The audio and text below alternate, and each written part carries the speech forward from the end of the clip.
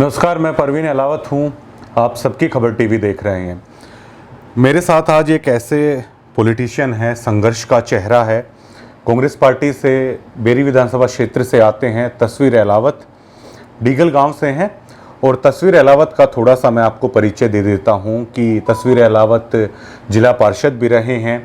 जब किसान आंदोलन चला था तो डीगल टोल पर ख़ास तौर से, चाहे डीगल टोल की बात हो चाहे अन्य जगह की बात हो, तस्वीर ने काफ़ी सक्रिय भूमिका है उसमें वो निभाई थी। अब हरियाणा प्रदेश की अगर राजनीति की बात कर लें तो बेहद सरगर्मियां अभी से तेज हैं। और पॉलिटिकल पंडितों की अगर माने तो उनके अनुसार कांग्रेस पार्टी के जितने भी कद्दावर नेता हैं उनको अभी से ग्राउंड में उतरना होगा। अभी से बेहद मेहनत है वो करनी होगी, क्योंकि जो 5 राज्यों के चुनाव हुए थे, बेशक से 4 राज्यों में भाजपा जीती, लेकिन जो पंजाब के परिणाम आए हैं उसके बाद है काफ़ी ये चर्चा गर्म है। अब से पहले तक ये देखा जा रहा था कि जो बीजेपी जेजेपी के खिलाफ जो एंटी इनकम्बेंसी फैक्टर बना है, कांग्रेस है कहीं ना कहीं ऊपर जा रही है, लेकिन आम आदमी पार्टी का जो विचार आया है उसको कहीं से भी इग्नोर नहीं किया जा सकता है। कांग्रेस का सदस्यता अभियान भी चला हुआ है। तो तस्वीर अहलावत से तमाम बातों पर बारीकी से हम पूरी चर्चा करेंगे। तस्वीर, सबसे पहले तो मैं आपका स्वागत करना चाहूँगा। मेरा सबसे पहला सवाल आपसे ये होगा सर कि काफ़ी गंभीर मुद्दे हैं जो हरियाणा प्रदेश में चले हुए हैं। पिछले 1 साल के दरमियान आपने देखा कि हरियाणा प्रदेश का लगभग पूरा किसान सड़कों पर ही रहा, सरकार के साथ अपनी लड़ाई लड़ रहा था। सरकार ने उसको वापस ले लिया। बहुत सारे प्रोटेस्ट अभी भी चल रहे हैं, चाहे कच्चे कर्मचारियों को पक्का करने की बात हो, चाहे महंगाई के खिलाफ हो, चाहे खेल कोटे को हालांकि बहाल कर दिया गया है, चाहे खेल कोटे की बात हो, चाहे आशा वर्कर हो, चाहे आंगनवाड़ी वर्कर हो। ऐसा लगता है कि किसान आंदोलन के बाद भी पूरा प्रदेश है वो सड़कों पर ही बैठा है। ऐसे में आप क्या मानते हैं, कांग्रेस पार्टी की भूमिका क्या मानते हैं, और खास तौर से जो सरकार के खिलाफ जो प्रदर्शन चल रहे हैं उसको तस्वीर है वो कैसे देख रहे हैं? पहली बात तो भाई साहब राम राम आपको जी, आपके चैनल को। तो इसमें क्या है भाई साहब, दरअसल जो सरकार है ना, ये जो बीजेपी सरकार है, एक तो ये संवेदनशील सरकार नहीं है किसी भी मसले में, वरना इतने मसले नहीं होते। खिलाड़ियों की खेल नीति, हरियाणा की खेल नीति पूरे भारत में प्रसिद्ध थी। हुड्डा साहब ने बनाई थी, पदक लाओ पद पाओ। उस खेल नीति के प्रति भी खिलाड़ियों का मनोबल गिराने की कोशिश करी। किसान की सरकार, ये कहीं ना कहीं किसान पहले भी भयभीत था जब ये सरकार बनी। किसान की ये सरकार हो ही नहीं सकती, क्योंकि ग्रामीणांचल की सरकार इस टाइप की पार्टी को कभी पहले भी नहीं माना गया। लेकिन चलो, जो भी वादे किए सरकार के, उस हिसाब से हम सोचते थे कहीं ना कहीं चलो भाई कुछ ना कुछ करेंगे। कर्मचारी है, जब कोई भी सरकार में बैठे आदमी, जितने भी इनके मुख्यमंत्री पद है, मंत्री पद, जब उनको पूर्ण रूप से तजर्बा नहीं और उनकी सोच नहीं, तो ये थोड़ी इवेंट जो मैनेजमेंट करते हैं ना इवेंट की, उस टाइप की मैनेजमेंट वाली सरकार, जैसे कंपनियां चलती है ना उस टाइप से चला रही। तो इस सरकार पर विश्वास करना, चाहे आंगनबाड़ी का मामला, चाहे किसी भी फील्ड को लेकर ले लो, आप किसान को ले लो और किसी चीज में ले लो, रोडवेज का प्राइवेटाइजेशन कर दिया। इनमें हर चीज में ये अपनी जिम्मेदारियों से भाग रहे हैं, हर चीज को प्राइवेट करने पर जोर दे रहे हैं। तो इस सरकार के प्रति ज्यादा सोच रखना कि इनसे हम उम्मीद करें, उसके बारे में भी बोलना हमें नहीं लगता ज्यादा उचित होगा। लेकिन विपक्ष अपना काम कर रहा है, वो सड़कों पे भी है, वो कोरोना काल में भी है। दीपेंद्र हुड्डा की टीम ने, एमपी साहब है जो राज्यसभा सांसद, उनकी टीम ने पूरे हरियाणा में, पूरे देश में जहां जहां ऑक्सीजन की जरूरत थी, जो भी हुआ वो अपने तौर पर मदद कर रहे हैं। और अब इनके खिलाफ लड़ाई लड़ने के लिए विपक्ष आपके समक्ष टाइप नारा देकर लोगों से रूबरू हो रही। बिल्कुल, चलिए कहीं ना कहीं हम भी आपकी बात से सहमत हैं, लेकिन तस्वीर अहलावत रिप्रेजेंट करते हैं दीपेंद्र सिंह हुड्डा को। काफ़ी सारे ऐसे विधायक हैं जो रिप्रेजेंट करते हैं सीधा दीपेंद्र सिंह हुड्डा को। लोगों के बीच में जो असमंजस की स्थिति है तस्वीर अहलावत, वो ये है कि आप सब दीपेंद्र हुड्डा को रिप्रेजेंट करते हैं, ना कि कांग्रेस को रिप्रेजेंट करते हैं। जब ये विचार आता है तो बात होती है कांग्रेस में गुटबाजी की। जब कांग्रेस में गुटबाजी की बात होती है, जितनी भी तमाम पार्टियां हैं, चाहे सत्ताधारी पार्टियां हैं चाहे अन्य विपक्षी दल हैं, वो कांग्रेस पर लगातार हमलावर होते हैं। ये स्थिति कब तक स्पष्ट हो जाएगी, कब तक ऐसा चलता रहेगा, कांग्रेस पार्टी पर लगातार गुटबाजी की चीजें चलती रहेंगी? इसको एक बार आप स्पष्ट कीजिए, क्योंकि आम जनता इसी को लेकर चर्चा करती है हमेशा। इसमें मेरी व्यक्तिगत राय है, हमने राजनीति में अब चुनाव होने लग रहे, हम जगह जगह देख रहे हैं, एक चेहरे पर चुनाव हो रहा है। अब यूपी का चुनाव देखा, योगी के चेहरे पर था, अखिलेश के चेहरे पर था। आम आदमी का चेहरा देखा, पार्टी भी थी लेकिन भगवंत मान का चेहरा था। जहां चेहरे की बात आओ वहां पर दीपेंद्र हुड्डा कांग्रेस का सबसे कद्दावर और सबसे मजबूत चेहरा, इतना सादा सिंपल काम करने वाला व्यक्तित्व, ऐसा चेहरा कांग्रेस में उत्तर भारत की राजनीति में नहीं। जो 10 साल सरकार में भी रहे हुड्डा साहब के, जब भी उन्होंने कभी ये ढोंगबाजी, लाल बत्ती का इस टाइप का उन्होंने कोई सिस्टम नहीं किया, और सबसे सर्वश्रेष्ठ MP का अवार्ड मिला उनको। तो दीपेंद्र हुड्डा अपने आप में एक चेहरा है। वो चेहरा कांग्रेस में सबसे कद्दावर चेहरा है, इसलिए लोग उनके पीछे हैं। अगर मुख्य कोई मेन चेहरा अगर कांग्रेस में नहीं है, अब जैसे पंजाब में सोच लो आम आदमी पार्टी का कांग्रेस का जो वहां होया, उसमें यही हुआ। अब जो कांग्रेस थी वो अपना चेहरा तय नहीं कर पाई। अमरिंदर सिंह को हटा दिया गया, चन्नी जी को ले, उनके 111 दिन की सरकार होने के बाद भी सत्ता का केंद्रीकरण नहीं बना। आप मानते, चन्नी है या सिद्धू है, आप मानते हैं दीपेंद्र हुड्डा को चेहरा बना देना चाहिए? अभी से समर्थन करते हैं? चेहरा बना देना चाहिए। अगर नहीं बनाया जाता तो मानते हैं कि नुकसान होगा? हाँ, 100% नुकसान होगा। इस बात में तो सब, ये तो आम जनमानस की बात है। वैसे कांग्रेस में आज भी सच्चाई देखे तो हुड्डा साहब ही चेहरा, CLP लीडर वो। दीपेंद्र हुड्डा को प्रदेश अध्यक्ष बनाने की बातें चल रही हैं, क्या सोचते हैं इसमें? मैं ये सोचता हूँ, मेरी जो राय है भाई, दीपेंद्र हुड्डा को प्रदेश अध्यक्ष बनाना चाहिए सबसे पहली बात। अगर 1% नहीं बने तो प्रदेश अध्यक्ष ऐसा आदमी बनना चाहिए जो उनके साथ तालमेल करके चले, ताकि गुटबाजी ना आवे। ऐसा प्रदेश अध्यक्ष बना जो उनके साथ तालमेल बना कर रखे, गुटबाजी ना हो। गुटबाजी नहीं आओगी तो इतना खूबसूरत, इतना सादा, इतना सरल विचार होगा, इतना काम करने वाला चेहरा, उसके ऊपर ज्यादा एनर्जी कांग्रेस को या किसी को लगानी नहीं पड़ेगी। क्योंकि हरियाणा की आज के दिन मांग है, क्योंकि शरीफ व्यक्तित्व की और काम करने वाला इंसान की मांग है, इसलिए हम दीपेंद्र हुड्डा पीछे। जो भाजपा है लगातार, चाहे दुष्यंत चौटाला ने जैसे विधानसभा में कहा, डॉक्टर रघुवीर के साथ जब उनकी बहस हो रही तो दुष्यंत ने कहा कि हमने अपना संगठन खड़ा कर लिया है, इस चीज़ की दिक्कत आपको है। संगठन को लेकर भाजपा भी लगातार आप लोगों पर हमलावर होती है कि कांग्रेस के पास है वो संगठन नहीं है। विपक्ष आपके समक्ष की आप बात करते हैं, तो क्या आपको नहीं लगता कि जिला स्तर का आपका प्रोग्राम है, विपक्ष आपके समक्ष इस तरह का प्रोग्राम जिले लेवल से तहसील लेवल पर लाना चाहिए, कॉन्स्टिट्यूएंसी वाइज करना चाहिए, ब्लॉक लेवल पर लाना चाहिए, गांव के लेवल पर लाना चाहिए? क्या आप इस चीज़ की मांग करते हैं कि इस तरह के प्रोग्राम हैं वो जिले से तहसील पर लाए जाएं, तहसील से ब्लॉक पर लाए जाएं, ब्लॉक से गांव लेवल तक लेके आए जाए? क्या सोचते हैं आप लोग ऐसा? भाई साहब, इसीलिए तो कांग्रेस का नुकसान हुआ। पहले जब अशोक तौर के टाइम पे अध्यक्ष थे वो, उस टाइम भी संगठन खड़ा नहीं हो पाया। हमारी शैलजा जी बन गई तब भी संगठन जब खड़ा होगा, जब प्रदेश का कद्दावर चेहरा, प्रदेश का कद्दावर चेहरा के हाथ में फुल कमान होगी या उसके साथ मेल जोल करके होगी, अध्यक्ष, CLP लीडर, राज्यसभा सांसद, अलग अलग लीडर की सबका कॉम्बिनेशन एक होगा, तो कहीं ना कहीं संगठन खड़ा होगा। लेकिन कांग्रेस अब इस पर विचार कर रही है और सितंबर तक शायद संगठन कांग्रेस का हरियाणा में पूरी तरीके से खड़ा हो जाएगा। बिल्कुल। एक जो अब विचार चल रहा है वो आम आदमी पार्टी को लेकर चल रहा है। आप लोग लगातार भाजपा को बोलते हैं कि हम लोगों ने विकास करवाया। अगर मैं बेरी विधानसभा के आपसे काम पूछूं, आप काफ़ी सारे काम ऐसे गिनवा देंगे जो आपके कांग्रेस के राज में आप लोगों ने किए, वो दिखते भी हैं। अब लगातार आप लोग कहते थे कि भाजपा से विकास के ऊपर बात कीजिए, भाजपा विकास के मुद्दे पर बात नहीं करना चाहती, भाजपा बात करना चाहती है धर्म के ऊपर, भाजपा की नीति है बंटवारे को लेकर। लेकिन अब जब विकास की बात है तो केजरीवाल जो मॉडल की बात हो रही है वो कह रहे हैं कि अब विकास के ऊपर कैसे देखते हैं। आम आदमी पार्टी जो अब लगातार कह रही है कि हमारी विकास की नीतियां ये हैं, वहाँ पर कैसे आप लोग मुकाबला करेंगे? चाहे अब पंजाब में आपने देखा हो कि पेंशन है वो बंद कर दी गई है विधायकों की, चाहे स्वास्थ्य की बात हो, चाहे शिक्षा की बात हो, चाहे सड़क की बात हो, चाहे रोजगार की बात हो, अब आम आदमी पार्टी विकास की बात कर रही है, उसका कैसे सामना करेंगे? देखो, आम आदमी ने जो अपना स्कूल पे, शिक्षा पे, एजुकेशन पे जो उन्होंने दिखाया, जो प्रचार किया, उनमें कहे किसी हद तक वो ठीक भी होंगे। लेकिन वो अगर हुड्डा साहब के पैरेलल माओ हैं तो उनकी जो काम करने की शैली है आम आदमी पार्टी की हुड्डा साहब के पैरेलल आते ही कमजोर पड़ जाती है। क्योंकि हुड्डा साहब जब प्रदेश की कमान में थे, भूपेंद्र सिंह हुड्डा, तो प्रति व्यक्ति आय में देश पहला था, प्रति व्यक्ति निवेश में पहला था, खेल नीति में पहला था, एजुकेशन ऐसी यूनिवर्सिटी लाए सोनीपत में जो अपने इंडिया के अंदर पहली ही यूनिवर्सिटी है।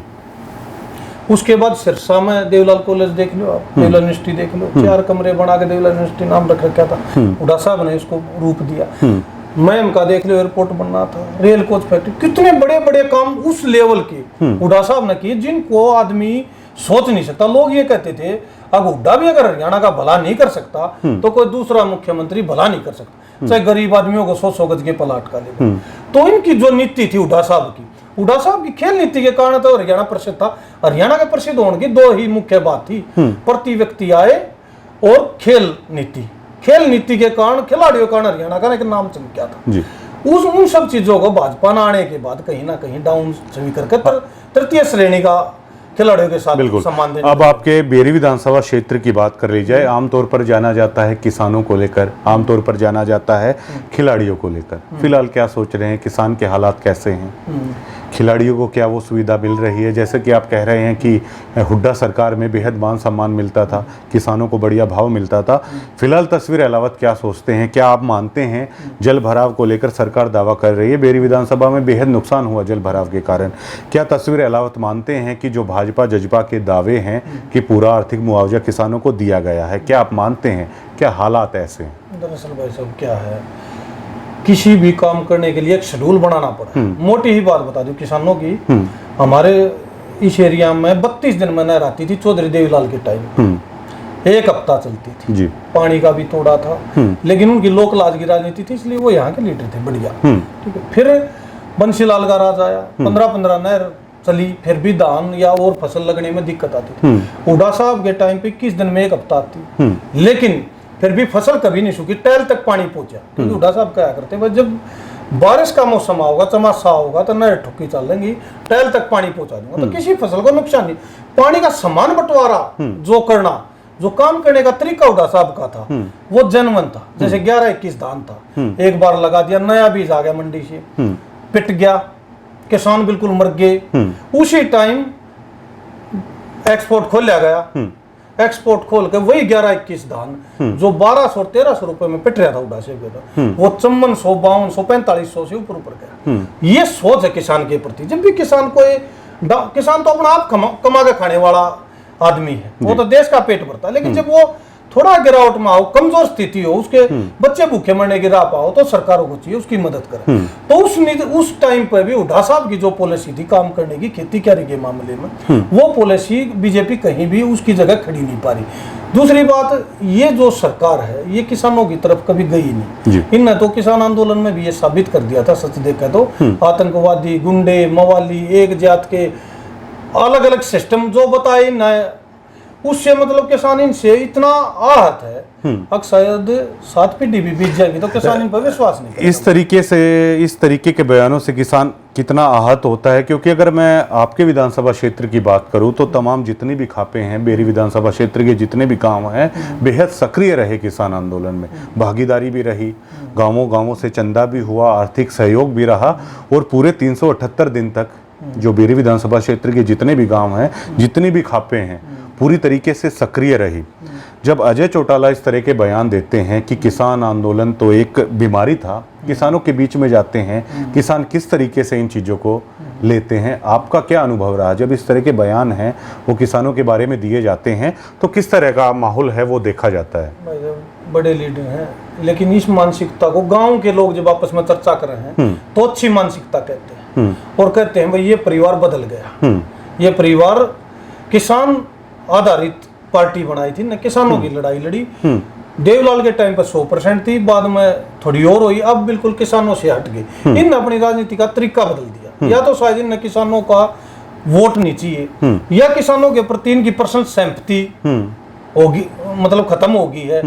इनको क्या होया क्या नहीं इस परिवार के बारे में ये नहीं सोचे, लेकिन इनने किसानों के मामले में जो लाठीचार्ज करवाया, शुरू में जब किसान वहां करनाल के तो लाठीचार्ज करवाया, उसके बाद से न किसान के हक एक भी बात नहीं कही है। तो इसके बारे में तो भाई इनका जितना भी हम ये कहें, अगर भाई इनकी जो मानसिकता है उसके बारे में जितना जिक्र करो, उसमें किसान अपने आप को भूंडा या मतलब अपने आप को यही महसूस करा इस आदमी जिक्र बंद कर दो। तो किसानों में जेजेपी जो पार्टी है या जो चौटाला के बयान, इन लोगों की चर्चा होनी सच देखा तो बंद होगी। तो ये भी अपनी राजनीति और तरीके से तलाश रहे होंगे, तभी तो किसान को ऐसा बोल रहे हैं। जी। वरना जो किसान घर में पैदा हो गया, किसान कौम में पैदा हो गया, किसानी करते हैं जो बताते हैं अपने आप में, वो लोग किसान के बारे में ऐसा बोल लेंगे। और जिनका राजनीतिक जो चौधरी देवलाल जो किसान नेता थे, उनके बारे में वो ऐसा बोलेंगे तो गलत है भाई। क्या तस्वीर है? अलावा सोचते हैं एक थ्योरी है 1000 ब्लेड ऑफ थ्योरी, मतलब एक आदमी को पूरी तरीके से मारने की बजाय रोज एक ब्लेड है मार दिया जाए ताकि वो मरे भी ना, उसका खून निकलता रहे। 134 से है हटा दिया, जो एक बड़ा अच्छा प्रोग्राम था। एक गरीब का बच्चा है, एक पिछड़े वर्ग का बच्चा है जो प्राइवेट स्कूल में हायर एजुकेशन है, अच्छी शिक्षा है, वो ले सकता है। पेट्रोल डीजल के दाम हैं वो बढ़ा दिए गए। भूमि अधिग्रहण बिल है वो एकदम से लागू कर दिया गया। धर्मांतरण बिल है वो एकदम से लागू कर दिया गया, जिसको लेकर कांग्रेस है बेहद आक्रामक थी। तो कैसे देखते हैं, रोज हर एक मुद्दा ऐसा आ रहा है, प्रत्येक मुद्दे को लेकर जनता को सड़कों पे आने की ज़रूरत हो रही है। 134 को लेकर सबसे पहले बताइए कि क्या सोचते हैं। 10% बच्चे हैं, गरीब और पिछड़े वर्ग के बच्चे हैं, स्कूल में पढ़ सकते थे, एकदम से उसे बंद कर दिया गया, क्या सोचते हैं? भाई साहब, इनकी सोच ही नहीं है, सच बात ये है, इनको तजर्बा नहीं है। तजर्बा नहीं है। दूसरी बात, ये गरीब के हक के नहीं है, ये कमेरा वर्ग और किसान से नफरत करते हैं, इसलिए बार बार में ये पॉलिसी ला रहे हैं। ये देश को ऐसा बनाना चाह रहे हैं, अब कुछ कारपोरेट कंपनियां रह जाएं और बाकी देश गरीब हो जाए। उस पर जैसे नमक की थैली पर, जैसे अब चुनाव में चला, किसी को नमक की थैली दे दी, किसी को राशन दे दिया, किसी को फ्री, इस टाइप की जो ये राजनीति होने लग रही है, सब रोजगार छटवा के या रोजगार देने की बजाय, नौकरियां देने की बजाय जो फ्री का बांटने की जो एक सिस्टम बना दी, जनता को गरीब बनाओ, फ्री बांटते रहो, ये पॉलिसी कहीं ना कहीं गर्त में ले जाएगी इस देश को। इस पॉलिसी पे ये काम कर रहे हैं बीजेपी वाले। साथ साथ कहीं ना कहीं आम आदमी पार्टी भी थोड़ा बहुत इसी पॉलिसी पे चल रही है, क्योंकि उनने भी दिल्ली में जितना काम कराया वो शीला दीक्षित जी का कराया, और कोई नया कोई विशेष नहीं किया। बाकी शिक्षा स्कूल में थोड़ा बहुत जो कराया वो कर रखा। पेट्रोल डीजल की कीमतें लगातार आसमान छू रही है। पेट्रोल डीजल तो एक ऐसी चीज है जो किसान खेती करता है उसमें यूज होता है, जो कृषि यंत्र हैं उसमें यूज हो रहा है। लगातार रोज हैं डीजल के दाम हैं, पेट्रोल के दाम हैं, वो बढ़ाए जा रहे हैं, कैसे देखते हैं? इसमें तो देश का जो व्यापारी वर्ग है वो भी साथ में रहा है डीजल में, क्योंकि ट्रांसपोर्ट का काम है, और किसान का तो डीजल ही आधारित है सारा, उसका ट्यूबवेल, इंजन, ट्रैक्टर उसी पर चलता है। तो ये तो सारी झूठ बोला। ये कहते हैं भाई किसान की आय दोगुनी कर देंगे जी। अब डीजल 50 का 100 होने लग रहा है, आय कैसी दोगुनी होगी? आय तो दोगुनी 4 तरीके से हो सकती है। या तो आधे किसान मर जाए तो आधे बच गए, उनकी आय होगी। या आधे किसान अपनी जमीन दूसरे का नाम करा दे तो, या 13 मन 14 मन दाने जो निकले हैं किले में वो डबल हो जाए, वो नहीं हो सकते। या फिर ये किसानियां खत्म कर दें तो डबल हो सके। व्यापारी वर्ग आ गया, उन्हें डबल करना आ वही। तो ये कैसे डबल? इनकी जो सोच है वो जमीन पर नहीं उतार पाते। कहने को ये कह दे 2022 में किसान को आय दुगनी कर देंगे, बताओ कौन सा सिस्टम ऐसा जिससे आय दुगनी कर देंगे? तो वैसे भी सरकार का तो इन एक चीज छोड़ देते हैं तो उसमें जुमला लगा लो या संविधान का संशोधन बदलाव करने में लग रहे हैं। जैसे आदमी उस मुद्दे पर बात करता है अगले दिन नई खबर दे देते हैं। इनका काम है डेली डेली देश को भटकाना, कागजों में लगाए रखे हैं लोग। जिस दिन से सरकार आई है कागजों में लगा रखे, कहीं पे एनआरसी का मुद्दा, कहीं पे सीए का मुद्दा, सब जो इनका एक काम है, चाहे लाइन में लगाने हैं लोग ताकि डिस्टर्ब रहे। और लोग जितने गरीब हो जाएंगे उतने ही आगे चलेंगे, क्योंकि कंपनियों की इतनी सारी एंटी इनकम्बेंसी के बावजूद जब चुनाव आते हैं तो भाजपा इतना आखिर बेहतर परफॉर्मेंस कैसे करती है? जब चुनाव आते हैं, चाहे अब आपने देखा हो 5 राज्यों के चुनाव, तो कांग्रेस इतना बैकफुट पर आखिरकार कैसे जा रही है? चिंतन का विषय है, ये मंथन का विषय है। भाजपा इतना बेहतर परफॉर्मेंस कैसे करती है अगर हर वर्ग अगर त्राही त्राही कर रहा है तो? ये तो आप किसी भी ग्रामीण अंचल में शहर में जाके देख लो, व्यापारी अपने रुपए पछले खा रहा है, जो जोड़ कर बैठा है। किसान है उसके पास जेब में 1 रुपए नहीं, वो गरीबी मोर दस्ता जा रहा है। मजदूर के पास तो कुछ है नहीं, मजदूर तो किसान मर गया तो साथ मजदूर मर गया, व्यापारी मर गया तो भी मजदूर मर गया। ये तो भाई चुनाव लड़ना तो एक सिस्टम है, मैनेजमेंट है इनका। ये पैसा फूके हैं उसमें, मतलब ये लगा लो फ्री राशन दे उस टाइम पे। इनकी जो मैनेजमेंट प्रणाली है ना, और जो ये 6 हथकंडे अपनाओ हैं, वो चुनाव जीतने का कारण, उसमें कई चीज है। धर्म, धार्मिक भावना भड़काते हैं, जात के रूप से आदमी को नुकसान करते हैं, पैसा गरीबियों में पैसा बांटते हैं, सिलेंडर बांटते हैं, चुनरी बांटते हैं, उस टाइम भी इनको याद आती है सारी चीज।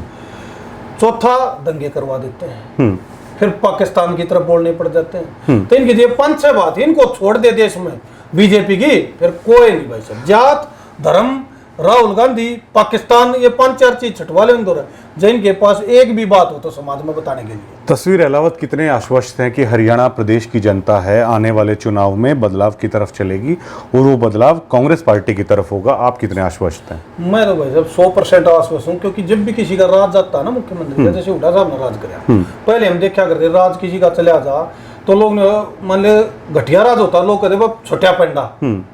पहला हुड्डा साहब का राज ही था जिसमें किसी ने नहीं की छोटा पेंडा, ठीक है। आप आश्वस्त है कांग्रेस का राज आएगा, 100% आश्वस्त। लेकिन उसमें एक पेच फंस जाता है ना कि कांग्रेस का राज तो आएगा लेकिन कमान है वो चौधरी भूपेंद्र सिंह हुड्डा के हाथ में होनी चाहिए ना। वो चौधरी भूपेंद्र सिंह हुड्डा के हाथ में, दीपेंद्र सिंह हुड्डा के हाथ में आओगी। चौधरी दीपेंद्र सिंह हुड्डा के हाथ में कमान आओगी। क्यों? क्योंकि जितने भी राज्य में चुनाव आए हैं आप देख लो, उनमें चेहरा तैयार कराया गया, ऊपर सेंटर से चेहरा दिया गया। चरणजीत सिंह चन्नी दिया गया, वहां उन 2 केंद्रीय बना दिए सत्ता के, नवजोत सिंह सिद्धू बना दिया, चन्नी बना दिया, अकेला भगवत मान था वहां पर, क्लियर हो गया। वहां पर योगी आदित्यनाथ था। जहां जहां चेहरा अच्छा होगा वो जीत जाएगा। तो दीपेंद्र सिंह हुड्डा जो है वो हरियाणा का सबसे मजबूत चेहरा, इस उत्तर भारत की बेल्ट में ऐसा चेहरा नहीं है। मतलब कांग्रेस की सरकार आएगी, कमान है वो हुड्डा साहब के हाथ में, आपका ये कहना। चलिए अब तस्वीर अहलावत की राजनीति पर आए जाते हैं। कोई भी आदमी अगर राजनीति में आता है तो उसका कुछ खास एक एजेंडा आप कह सकते हैं, एक सोच कह सकते हैं। तस्वीर अहलावत खुद की राजनीति को कैसे देख रहे हैं? चुनाव लड़ना चाहते हैं, कांग्रेस की टिकट पर चुनाव लड़ना चाहते हैं, और ये बेरी विधानसभा क्षेत्र में ये चर्चाएं भी हैं कि डॉक्टर रघुवीर सिंह कादियान के बाद कौन होगा। तस्वीर का मकसद क्या है? वैसे जो राजनीति माव है उसकी सेवा और पर्सनल आदमी के इच्छा तो वही है कि हम भी आगे बढ़ा, तो उस कोशिश में हम लगे रहते हैं। लेकिन हमारा जो शुरू से एक देह है ना, वो दीपेंद्र सिंह हुड्डा हमारा लीडर है। हमारी सोच रही है भाई दीपेंद्र सिंह हुड्डा को मुख्यमंत्री बनाए। जब उनकी कोई इच्छा होगी और हम समाज में काम के लायक होंगे, समाज में एरिया में हल्के में ये आवाज होगी भाई ये ठीक ठाक है, उनका है, इसको मौका दो, और उनको लगेगा ये अपना है, तो उस टाइम पर वो एडजस्ट कर सकते हैं। क्योंकि हमारी राजनीति पूरे प्रदेश लेवल की सोच रखते हैं हम, क्योंकि मुख्यमंत्री जब अच्छा होगा तो काम कर पाओगे। पर्सनल राजनीति कर भी ली तो आप अपने हल्के का विकास नहीं करा सकते। और हमारे हरियाणा का विकास जब है, जब दीपेंद्र सिंह हुड्डा जैसे सरल सादे काम करने वाले अच्छे इंसान मौका दिया जाएगा, चुनाव लड़ेंगे। हम मौका दिया जाएगा, चुनाव लड़ेंगे। वैसे इंतजार कर रहे हैं। हाँ, इंतजार कर रहे हैं। उनके साथ राजनीति है, वो जैसे राजनीति करेंगे, करवाओगे, वो हम उसके लिए तैयार है। हमारी मेहनत उनके साथ। देखिए ऐसा होता है, आप भी कई सालों से राजनीति में सक्रिय हैं, राजनीति में सक्रिय हैं तो समर्थक भी होते हैं, साथ में युवा साथी भी होते हैं, बुजुर्ग भी होते हैं, तो अक्सर ये सवाल तो करते ही हैं कि जब आपको मौका मिलेगा, कब आपको मौका मिलेगा। तो इस तरह के जब सवाल आते हैं तो तब मतलब क्या मन में चल रहा होता है? इसमें भाई साहब कोई खास मन में नहीं चलता, क्योंकि इस इलाके में या इस पूरे प्रदेश में सब नहीं पता है अगर भाई यहाँ का जो लीडर है ना, देखो पावर तो डीएम, सीएम और पीएम मोटी मोटी ये है आज के दिन जो राजनीति चल रही है जिस हिसाब से, तो यहाँ तो जो प्रदेश का नेतृत्व तो बड़ी हाथों में होगा। उसके बाद सत्ता में आप हो ना हो, कितनी भागीदारी उस हिसाब से काम होगा। अभी तो हमारा काम मोटे मोटे तौर पर मेहनत करना, क्योंकि हम राजनीति अगर करेंगे तो दीपेंद्र सिंह हुड्डा के सिवा राजनीति नहीं करेंगे, ये हमने शुरू में सोचा था। और यही हमारे आपस में बैठ कर कैसी दिनचर्या रहती है? सालों का संघर्ष आपका चल रहा है, कैसी दिनचर्या रहती है? हल्के में किस तरीके से आना जाना होता है, किस तरीके से? लोगों के सुख में, दुख में, ब्याह में, शादी में आना जाना, जिस हिसाब की हमारा कोई जिम्मेवारी लगती है, कोई यूथ जिम्मेवारी लगाता है, कोई स्टेडियम का काम और काम, जितनी हमारी पर्सनल गुंजाइश होती है उस हिसाब से हम काम करते रहते हैं। जितना हमने नहीं लगे भाई अगर भाई इतना हाँ कर दे तो उतना हम करते रहते हैं। बाकी दीपेंद्र सिंह हुड्डा की जो राजनीति है उसमें जो हमारी जिम्मेवारी साथ में लगेगी।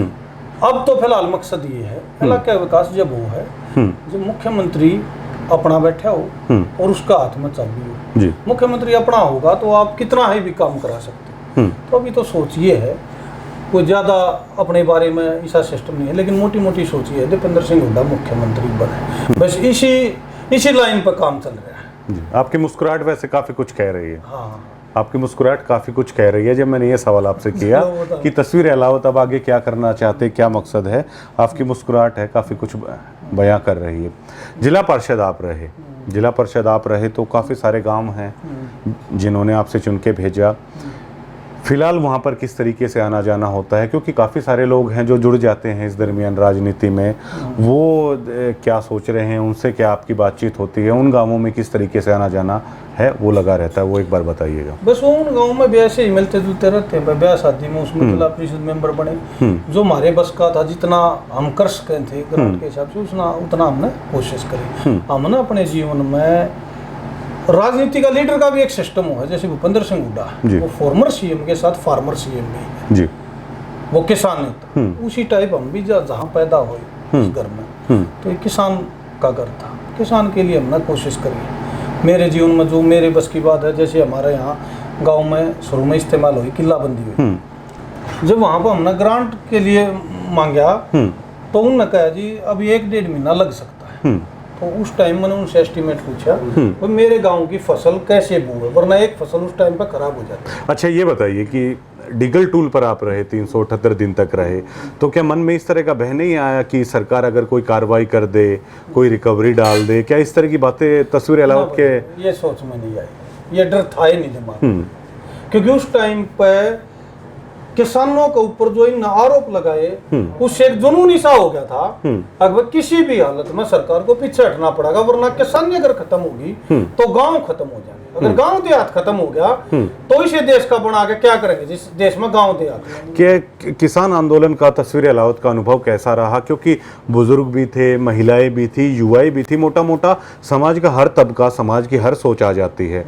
तस्वीर अलावत ने क्या कुछ अनुभव किया कि ये बुजुर्ग लोग हैं, ये माताएं बहनें हैं, युवा लोग हैं, ये जो युवा साथी हैं आखिरकार क्या चाहते हैं, किस तरह का अनुभव आपका रहा? अनुभव ये रहा, मैंने ये देखा गांव में चाहे कोई किसानी ना करके शहर में भी रहता हो, जिन लोगों ने खेत जोतना छोड़ दिया ना, किसानी छोड़ के भी शहर में रहने लग गए थे, उनको भी किसानी नहीं छोड़ पाई। उन्होंने तो खेत छोड़ दिया, खेती को नहीं छोड़ दी, लेकिन किसान उन्होंने वो नहीं छोड़े। इसलिए वो शहरों से भी आके हर एक आदमी ने एक ऐसा कोई घर, ऐसी कोई देर नहीं बची, ऐसा कोई इंसान नहीं बचा जिसने इस आंदोलन में भागीदारी ना दी। खासकर मैं अपने गांव की गोहांड की अलावत खाप की एरिया की बताता हूँ, पूरे बेरी हल्का मामले में है। मैंने ऐसा कोई घर नहीं देखा जिसने किसी भी कास्ट से था, किसी भी धर्म से था, किसी ने इसमें योगदान ना दिया। हर आदमी का योगदान है इसमें। पॉजिटिव बात क्या रही, एक भाईचारा दोबारा से जुड़ा, समाज दोबारा से, पॉजिटिव पॉइंट क्या मानते हैं किसान आंदोलन में? पॉजिटिव पॉइंट तो ये होया, अगर जो किसान था वो किसानों को मेरा लगा लो, हरियाणा पंजाब लगा लो, हम स्टेटों में किसान में अलग अलग बट गए थे। जबकि किसान की परिभाषा है, किसान वो पहले नंबर पे जो खेती करता है, जिसके पास खेत है वो किसान। किसान वो जिसके पास खेत नहीं करता, मोल भाव लेकर फिर भी खेती करता वो किसान। किसान वो जो उस खेत में मजदूरी करता है। तो इन तो किसान मजदूर शब्द भी अलग अलग करते हैं, जबकि किसान तो किसान होता है। तो हमने देखा पूरा देश का किसान एक होया। जब इनने किसानी को गाली दी तो किसान का गुरूर जाग गया, उसका सम्मान जाग गया, और उसने ये दिखाने की कोशिश करी भाई किसान को आप गाली नहीं दे सकते। क्योंकि मैंने यहाँ देखा कि आपका छोटा सा बेटा भी, मतलब आप उसको मखडोली टोल पर हुआ था, मतलब आप एक छोटे से बच्चे को भी वो चीज़ दिखा रहे थे कि देखिए ये हमारी पहचान है, ये किसानी है। तो मतलब कई सारी बातें हैं जो बेहतरीन रही। अगली पीढ़ी को भी शायद आपने बताने की कोशिश की कि चाहे कहीं भी चले जाएं, हमारी मूल जड़ है वो इसी चीज से जुड़ी हुई है। तो वैसा था, सभी कह रहे थे बोले भाई ये मेला दोबारा भरे ना भरे, कुंभ का मेला भर सकता है, किसान का मेला। देखो बेटा ये किसान, उनकी भी सहमति थी, चाहे उनको ऑर्डर कुछ भी थे ऊपर से, लेकिन वो तो हमने देखा उसमें तो हर आदमी उस मेले को दिखाने में, उस किसानी को दिखाने में, उस जज्बे को दिखाने में, ये था क्या पता कब लड़ाई लड़नी पड़ जाए सीख ले लो। तो उसके लिए तो सब ने अपने बच्चों को। टीम दीपेंद्र के सबसे मजबूत चेहरे हैं बेरी विधानसभा से, वो तस्वीर अलावत है, वो माने जाते हैं। सदस्यता अभियान भी है कांग्रेस का लगातार चला हुआ है, उसमें भी बेहद तस्वीर अलावत हैं, सक्रिय भूमिका निभा रहे हैं। और तस्वीर अलावत का कई सारी बातें हैं जो उन्होंने बताने की हमारे साथ कोशिश की है। साथ ही साथ तस्वीर अहलावत बड़े गर्व से ये बात बताते हैं कि जब कांग्रेस पार्टी की सरकार थी, जब उनकी पार्टी की सरकार थी, जब चौधरी भूपेंद्र सिंह हुड्डा के हाथ में कमान थी, तो खिलाड़ियों के लिए कौन सी नीतियाँ इन्होंने बनाई, किसानों के लिए कौन सी नीतियाँ इन्होंने बनाई, शिक्षा स्वास्थ्य के लिए इन्होंने क्या क्या किया, रोजगार के लिए उन्होंने क्या क्या किया, वो चीज़ें हैं वो तस्वीर अहलावत बड़े गर्व से बताते हैं कि जब कांग्रेस पार्टी की सरकार थी तब ये किया। और पूरी तरीके से वो आश्वस्त भी हैं और लगातार खुलकर वो इस बात को बोलते हैं कि कांग्रेस पार्टी है पूरी तरीके से मजबूत है, चुनावों में कांग्रेस पार्टी अपना राज बनाएगी। साथ ही साथ तस्वीर अहलावत इस चीज़ की भी पुरजोर तरीके से मुखालफत करते हैं, पूरी तरीके से इस चीज़ की हामी भरते हैं कि दीपेंद्र सिंह हुड्डा एक बड़े चेहरे हैं, चौधरी भूपेंद्र सिंह हुड्डा एक बड़े चेहरे हैं।